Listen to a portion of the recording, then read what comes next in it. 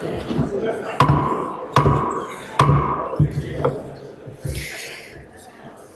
morning, everyone. Welcome to our Caucus of the Whole today, which is the State of the Guard address.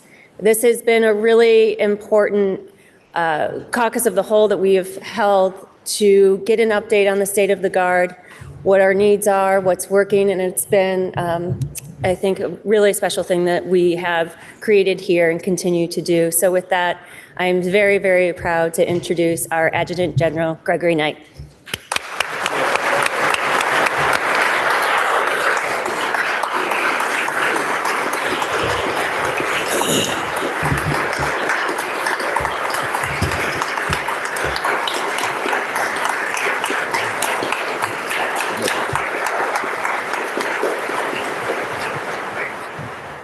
Good morning. Thank you, Madam Speaker, for the opportunity to be with everyone today. I sincerely appreciate you all for making time to hear from your Vermont National Guard. But first, I must admit something. You can write this on your calendar. I was wrong. You can tell my previous State of the Guard was not my last, but this one I'm pretty sure is. Before I go any further, I'd like to acknowledge those for whom the cost of service has been the greatest. As I go through my comments today, I will be acknowledging some folks or asking for recognition. Not everybody could make it because they're working or they're traveling, but nonetheless, I think it's validating for them to know that their work is appreciated. Our Gold Star families have lost loved ones through hostile action in service to our nation. They understand in the most personal way the sacrifice asked of our service members. I ask our Gold Star families to please stand and be recognized.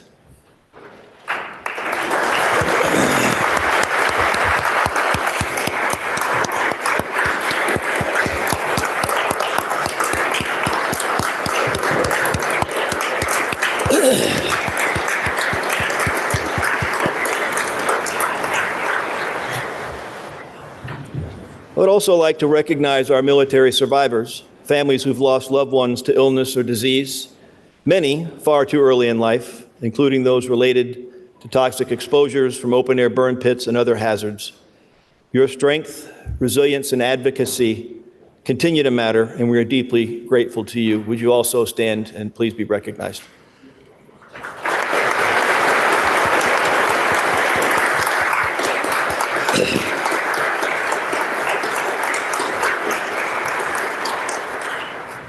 Please know that your loved ones are never far from our thoughts and their service is never forgotten. I'd like to thank my Commander-in-Chief throughout my tenure, Governor Philip B. Scott.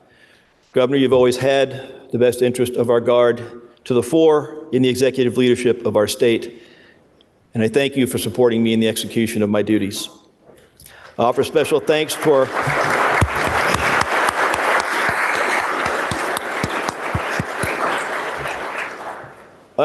thanks to our honorary commanders. These are our established community leaders who continue to support and advocate for our Guard. They give of their own time to help mentor our leaders, soldiers, and airmen, and to help share the story of the excellence and opportunity that comes with service in the Vermont National Guard. Would you all please stand and be recognized? We made some here.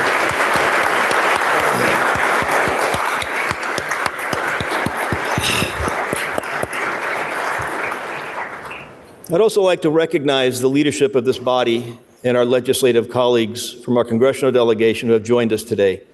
Your service, your stewardship, and your willingness to engage with the Vermont National Guard in a thoughtful and nonpartisan way have made a meaningful difference for our soldiers, our airmen, our veterans, families, and survivors. So thank you.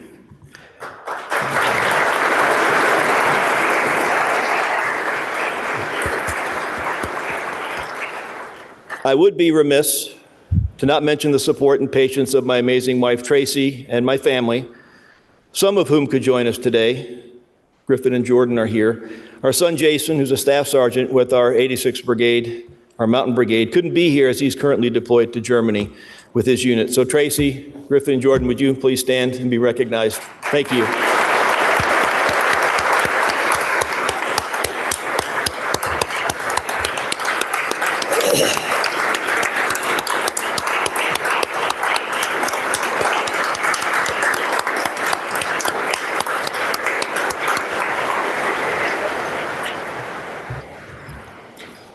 As I reflect on the end of my tenure as the Adjutant General and approach my retirement from the United States military, I want to offer my sincere thanks to you, legislators past and present, for the honor and privilege of allowing me to serve the state of Vermont in this role. It's been the professional honor of my career. Now, for sure, there have been wonderful moments when I would think, man, I can't believe they pay me to do this job. And there's other times when I would think, you can't pay me enough to do this job. Now, that tension, of course, is true for many in positions of responsibility. But I can say without hesitation that the good has far outweighed the bad. And I'm deeply proud of what this organization, our soldiers and airmen, have accomplished with your support. One of the most important lessons I've learned during my time as the Adjutant General is this: the strength of the Vermont National Guard is inseparable from the strength of its relationship with the legislature. You are not simply an oversight body or funding authority. You're one of the most important centers of influence for the men and women who serve in uniform and for the communities they return to after every mission. Historically, the Guard did not always have a consistent venue for communication beyond committee testimony, budget requests, or specific legislative proposal. It was necessary, certainly. It's also insufficient. When I began this role, I believed that we could do more to strengthen that relationship. To address that, I began providing regular updates to the governor, the legislature, our congressional delegation, and to our force. Transparency matters. That is why I made transparency and routine communication a priority. I began providing 6-month legislative updates to all of our centers of influence. My intent was simple. You deserve to know what your Guard is doing, where we are operating, how we are resourcing the force, and what challenges we're facing. The Vermont National Guard is a remarkable story to tell, and it should never be hidden behind acronyms or briefed only when something goes wrong. That same philosophy led to my request for the establishment of the Vermont National Guard and Veterans Caucus. I believed our Guard members, veterans, families, and survivors needed a consistent, nonpartisan venue for dialogue, understanding, and trust. Since its establishment, the caucus has provided a direct line of communication between the Guard and its elected representatives, irrespective of party affiliation or political philosophy. What has resulted is something that I did not expect: genuine collegiality, curiosity, and advocacy. Through this caucus, we've worked together to pass legislation that has had a real and lasting impact on the lives of our soldiers, airmen, veterans, and their families. Legislation that improves access to education, supports workforce development, strengthens benefits, and honors those who have served and sacrificed. Just as important, it has built trust. Trust that when we raise concerns, they are heard. Trust that when we propose solutions, they are considered on their merits. And trust that our shared goal, supporting those who serve Vermont and the nation, transcends political alignment. I'd like to acknowledge the service of my 3 current co-chairs and our past co-chair, Representatives Laura Sibilia, Lisa Hango, Mary Catherine Stone, and Matt Byrong. Would you please stand so we may recognize you?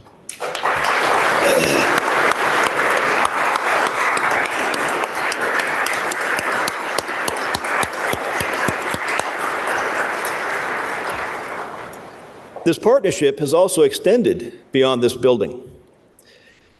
Together, we've strengthened our relationships with Vermont's communities, with our employers, with our media partners, through initiatives like our Partnered Recruiting Initiative for Military and Employers, PRIME. We've connected military service to workforce development and economic opportunity. We've helped employees see the Guard not as a liability, but as a source of disciplined, skilled, and resilient professional talent.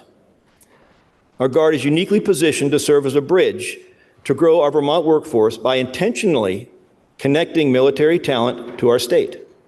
Each year, highly trained service members transition from active duty with leadership experience, technical certifications, security clearances, and a proven commitment to service. Many are looking for a place to build a life, raise a family, and continue contributing to something bigger than themselves. Through Prime, we connect service members, their spouses, working-age family members directly with the Vermont employers who are committed to interviewing and hiring military talent.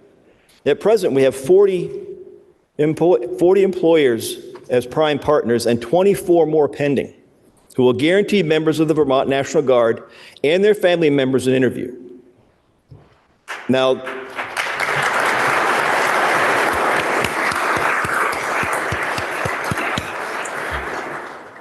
those members still must perform well and get the job on their merits, but their service opens a door that might not otherwise have been open to them. Through targeted outreach within the military community, we can present Vermont as a pathway that connects service members and their families to meaningful employment.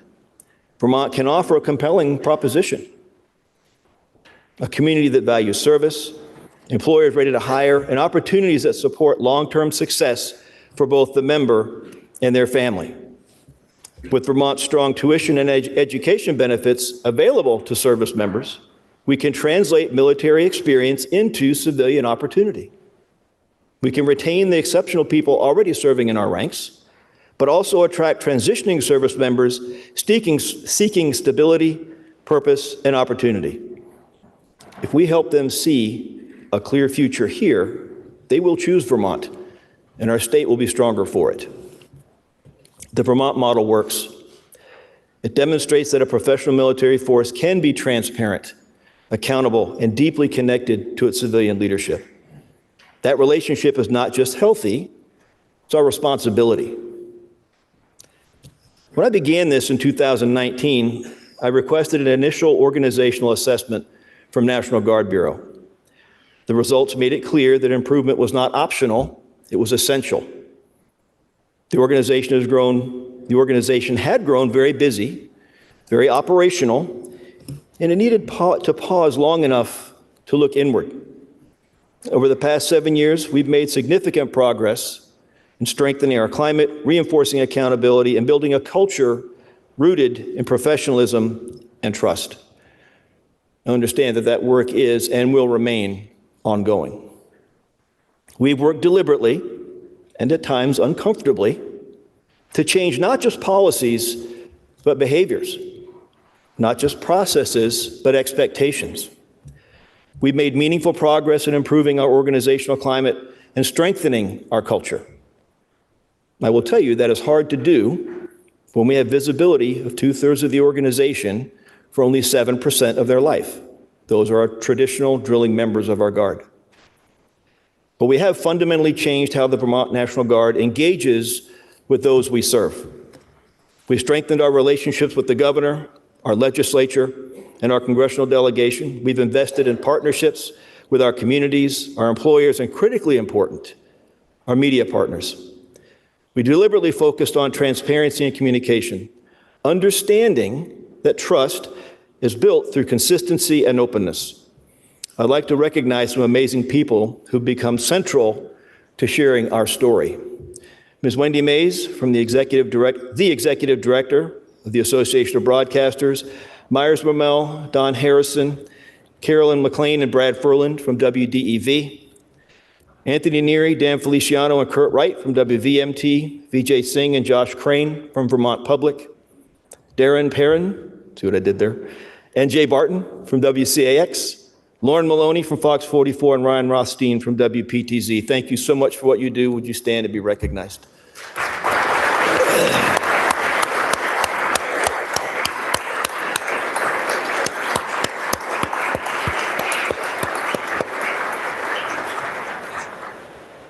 A key factor in our organizational transformation was looking out for the mental health and well-being of our force. Vermont was one of the first states to fully staff our integrated primary prevention workforce. This team works to identify climate and cultural challenges, including behavioral risk, suicide prevention, and mental health, and assesses the impact of the inherent stress that comes with military service. They analyze and recommend solutions to mitigate and prevent behaviors harmful to our soldiers, airmen, and their families, and offer resources and expertise when needed. Our psychological health specialists are always there for our Guard members, literally 24/7. I'd like to introduce these amazing people to you. Lieutenant Colonel Jenny Stevenson, Ms. Devin Bevins, Ms. Kylie Clancy, Ms. Elise Heffelfinger, Mr. Chuck Brewer, Mr. Jordan Imhoff, and Ms. Trish Soder, would you please stand and be recognized? Thank you so much for your work.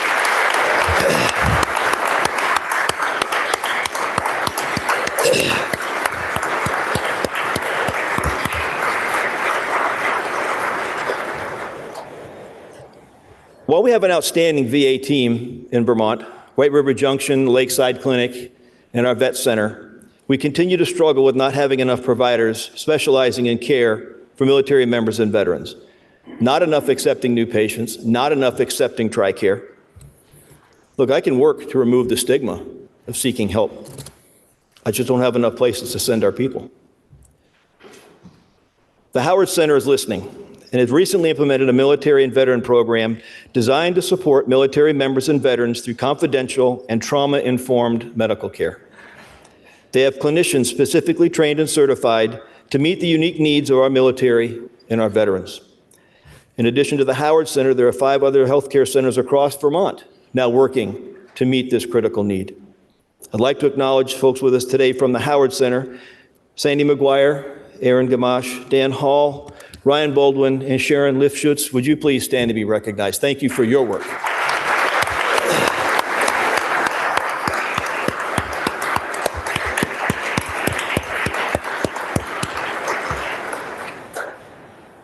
We have worked to ensure the Guard is better understood, not just as a military force, but as a civic institution that belongs to the people of Vermont. People are at the center of everything the Vermont National Guard does.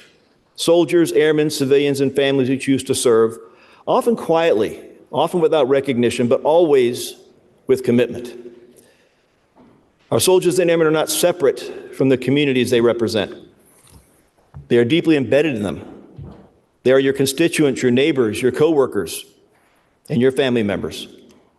It's important to recognize the diversity of experience we have in our ranks. They are teachers and school administrators, linemen, electricians and plumbers, doctors, nurses and EMTs, law enforcement officers and firefighters. They work in manufacturing, information technology, agriculture, construction, and small businesses across Vermont. Some are just starting their careers. High school, CTE, and college students. Others are balancing service with raising families or caring for aging parents. We have first-generation service members and those whose families have served for generations. But service in the National Guard of today looks very different than it did a generation ago. The demands on our force are higher, more frequent, and more complex. Our soldiers and airmen are expected to be ready for domestic response, overseas deployment, cyber defense, humanitarian assistance, and support to civil authorities to support Vermonters during emergencies, often with little notice. They're a part-time force with a full-time mission. And yet, despite these challenges, this all-volunteer force steps forward to say, "I will serve." That decision speaks volumes about their character and their commitment to community, state, and nation. Your Vermont National Guard is exceptional. Our responsibility is to ensure it remains strong. I'd like to take a moment to recognize some of our outstanding members who serve in both military and civilian capacities. Many work as those quiet professionals behind the scenes, facilitating success with little recognition. Our recruiting and retention team leaders, without whom we cannot maintain a strong, ready force. They work in an extremely challenging environment and do so willingly. For most serving in uniform, you could probably thank a recruiter. Lieutenant Colonel Sarah Paletti, Command Sergeant Major Casey Bell, First Sergeant Courtney Weisert, Sergeant First Class Devin Johnson, Lieutenant Daniel Trusso, Senior Master Sergeant Mark Bohack, Tech Sergeant Megan Feeney, Tech Sergeant Grace Mayer. Would you all please stand and be recognized?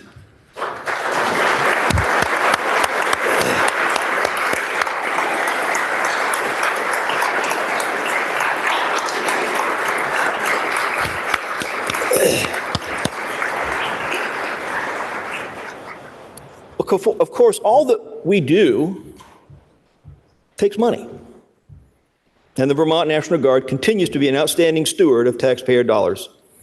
Our military department and fiscal office professionals help to manage a $200 million budget, work through complex contracts, cooperative agreements, and the bureaucracy of the military construction process.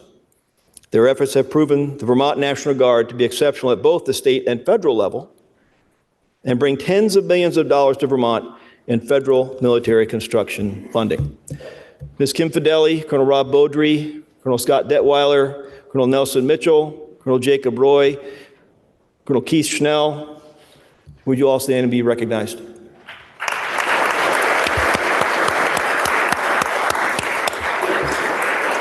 And John Mendenwald, I see you as well.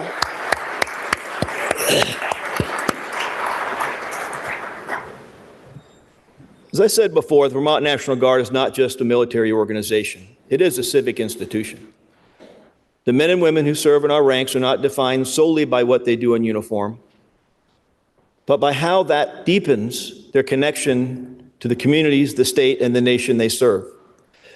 Service in the Guard is a powerful expression of active citizenship. Our members swear an oath to the Constitution, not to a political party or ideology. They serve their neighbors in times of crisis and their nation when called abroad.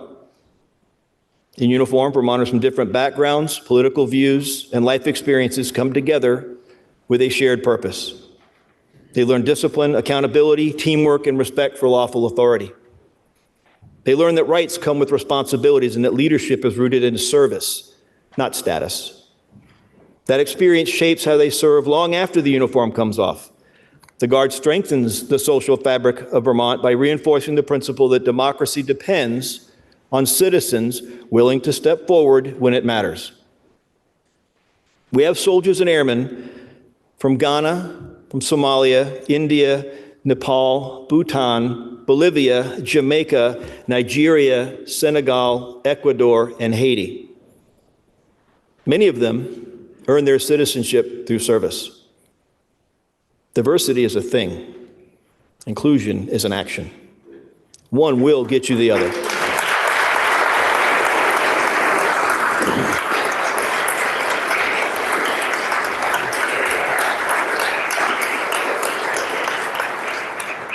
Our Guard has focused some of our recruiting efforts on these remarkable people who have a desire to serve our nation. I'd like to recognize someone special this morning. Private First Class Diego Federico Bonilla became a U.S. citizen on December 23rd, 2025. Diego was born in Ecuador, where he served as an officer in their military. When Diego came to the United States, he had a few challenges to work through. He chose to join our Vermont Army National Guard, and we assisted him on his path. We stood with him when he raised his right hand a second time, having earned his citizenship. Diego, would you stand and be recognized?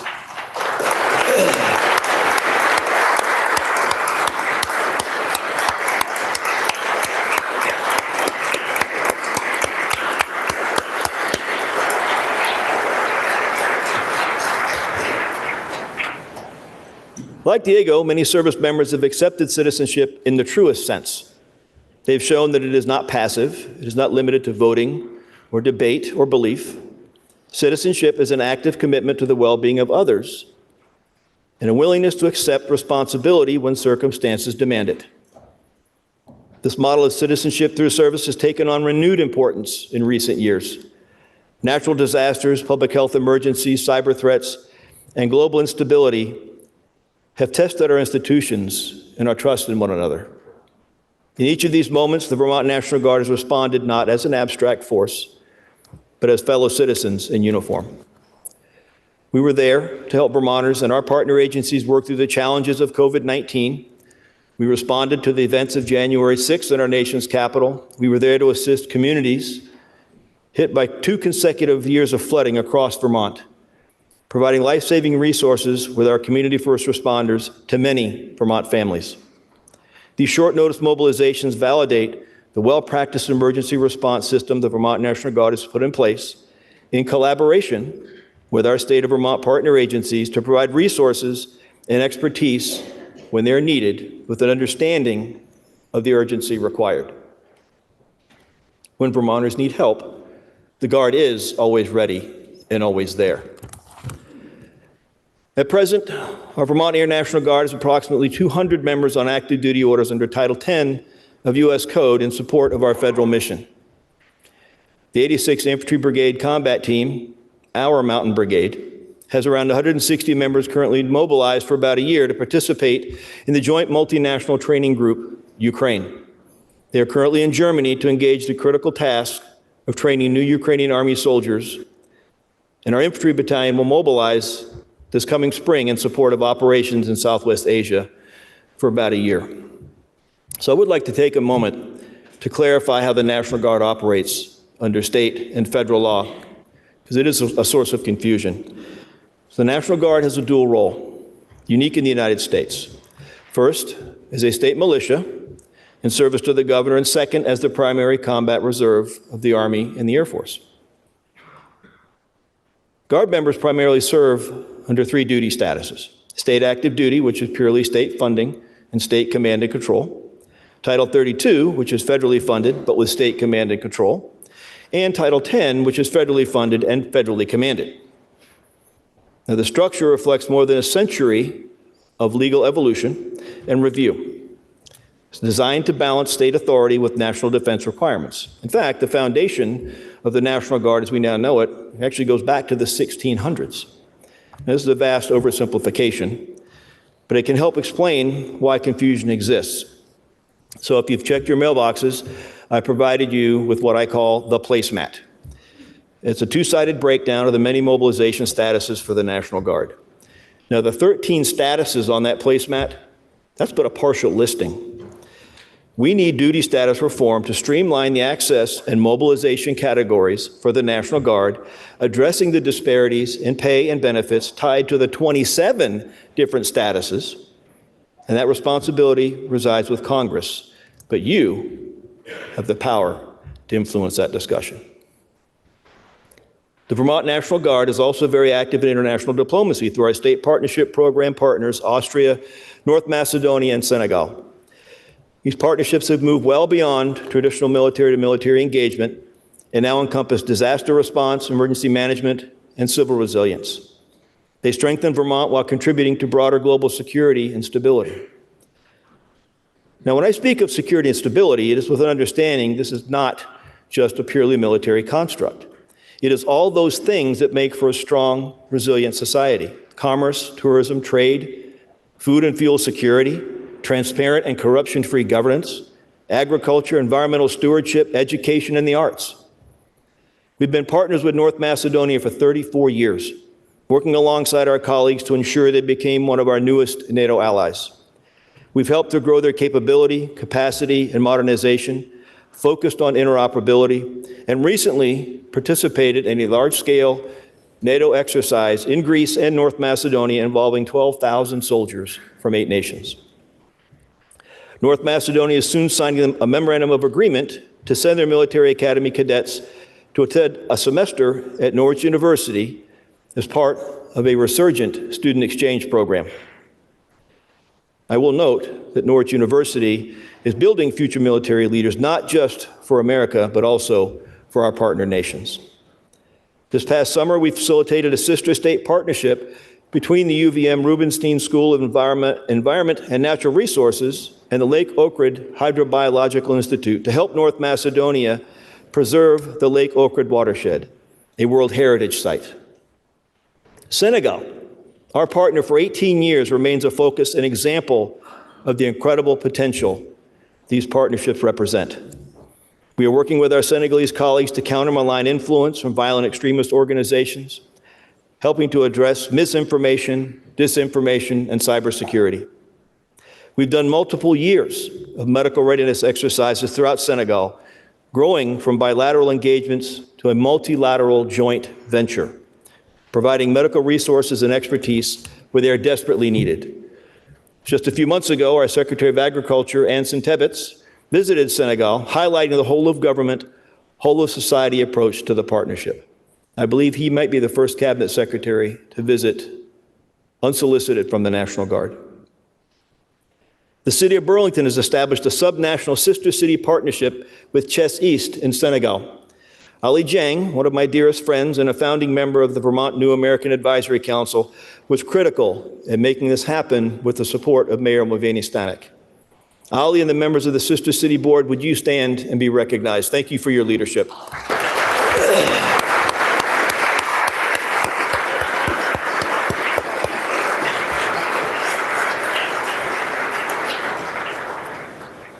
Austria, while the newest of our partners, celebrating 4 years in May, has proven to be an incredible partner. Governor Scott has already signed a memorandum of agreement with Austrian Ambassador Peter Schneebauer to leverage Austrian expertise in building apprenticeship programs in Vermont. We've conducted multilateral engagements with the Austrian Army here in the United States and in Europe and Africa. Norwich University has already twice hosted Austrian cadets from the Theresian Military Academy in Wiener Neustadt who attended a semester here in Vermont. The state of Vermont's also initiated a subnational partnership with the province of Styria in Austria, focusing on commerce, agriculture, and tourism. And Lindsay Curley from Agency of Commerce and Community Development, would you stand to be recognized? Thank you for your leadership on this.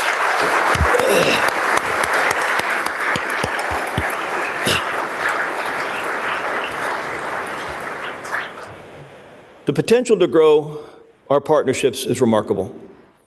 We will continue engaging in military-to-military events and exercises, but the true potential is the mutually beneficial process of engaging in initiatives well beyond our traditional relationships. It is the whole of society approach that will reveal what is possible. Our partners, the Vermont Council on World Affairs, cabinet secretaries, and this legislature have a distinct role in making that potential become a reality. Our robust partnerships don't just develop by themselves. It takes a tremendous amount of foresight, planning, and logistics. And we are fortunate to have our State Partnership Director, Lieutenant Colonel Jean Enriquez, with us here this morning. Jean is truly the driving force, the visionary leader behind our partnerships. Jean, would you please stand and be recognized?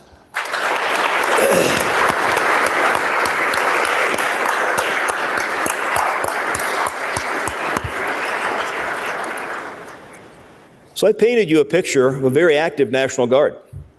These achievements have only been possible because of the incredible work ethic of our force.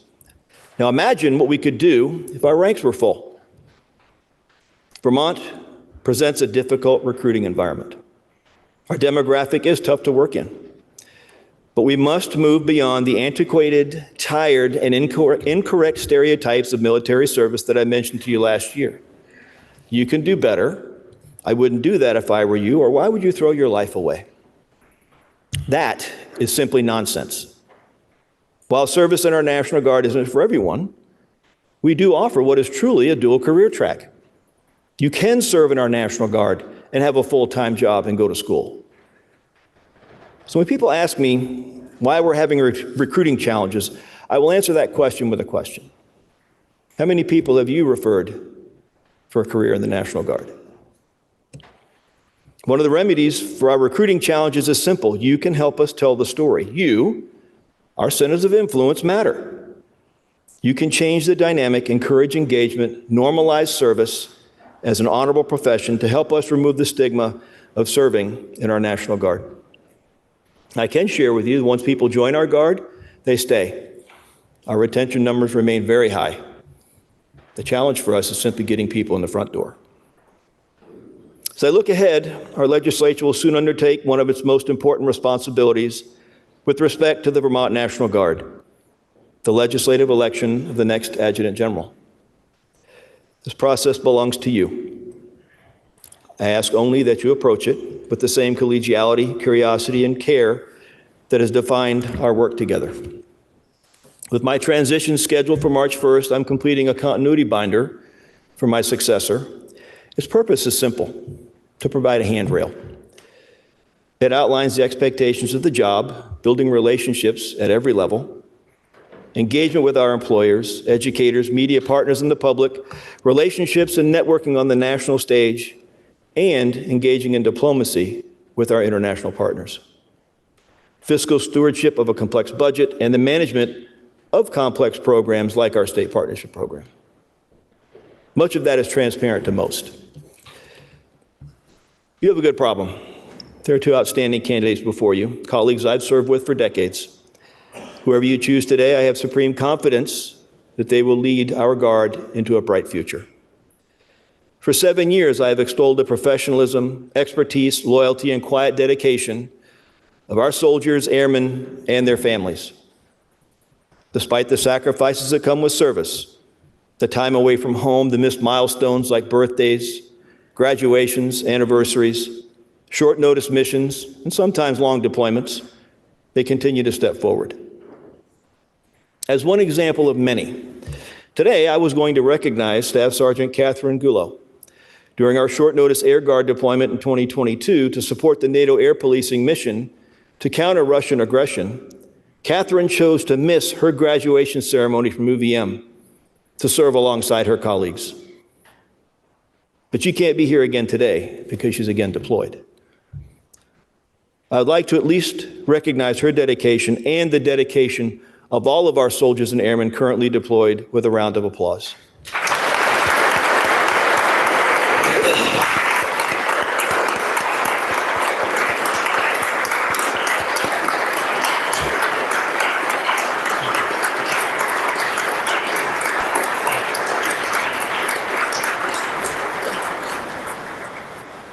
I offer my sincere gratitude to all the members of the Vermont National Guard for volunteering to serve in our outstanding organization despite the challenges they face.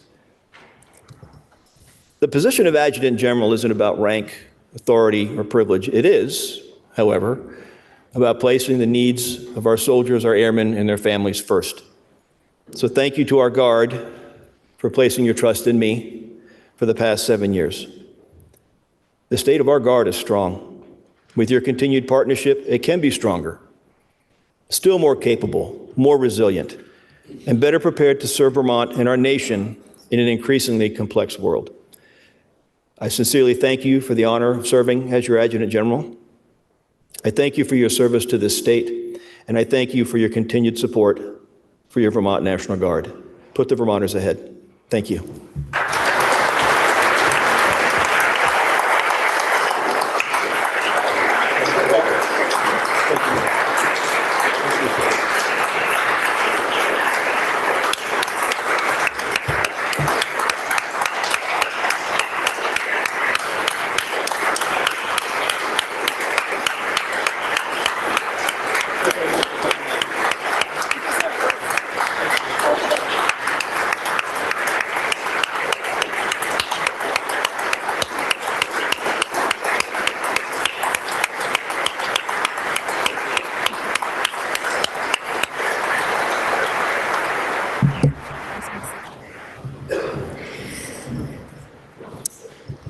General Knight, we so appreciate your service and incredible leadership, and we wish you all the best. Thank you.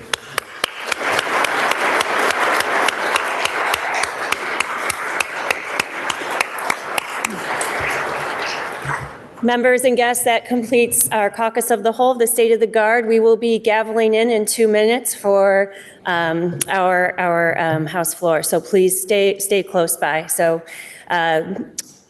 The House, so, nope, this is, we're not in together. So this is the Caucus of the Whole. So the Caucus of the Whole is adjourned, and we will gavel in 2 minutes.